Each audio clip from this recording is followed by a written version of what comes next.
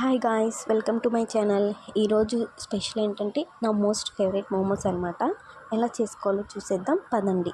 So starting అయితే మనం చిన్నగా చాప్ చేసుకున్న వెల్లుల్లి, సన్నగా తురుముకున్న క్యారెట్, సో సన్నగా తురుముకున్న క్యాబేజ్, అలాగే కలర్ఫుల్గా కనిపించే క్యాప్సికమ్స్ అనమాట.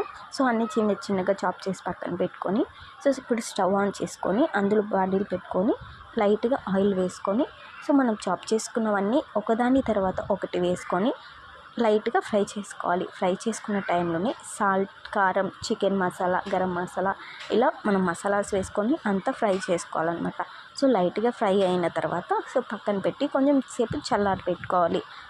సో నెక్స్ట్ స్టెప్ ఏంటంటే చపాతీ పిండి ఎలా అయితే మిక్స్ చేస్తామో అలాగే మైదా బ్యాటర్ అనేది రెడీ చేసి పెట్టుకోవాలన్నమాట. క్లిప్ అయితే మిస్ అయింది. సో నెక్స్ట్ నేను చూపించే విధంగా బాగా మిక్స్ చేసి రౌండ్ షేప్ చేసుకోవాలి. ఇవి రౌండ్ షేప్ అని మాత్రం అనకండి, ఏదో నాకు వచ్చినట్టు చేశాను. నెక్స్ట్ ఒక గ్లాస్ తీసుకొని ఇలా రౌండ్ షేప్లో కట్ చేసుకోవాలి. చల్లారపెట్టిన మిశ్రమాన్ని అందులో స్టఫ్ చేసి మోమోస్ షేప్ అనేది చేసుకోవాలన్నమాట.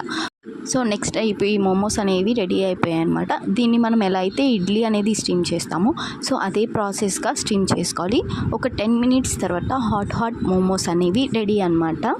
సో రియల్లీ చాలా ఎమ్మీగా ఉంటాయి. ఒకసారి ట్రై చేసేయండి. అలాగే మీకు ఇష్టమైన స్నాక్ ఏంటో కామెంట్ చేసేయండి. Thank you for watching.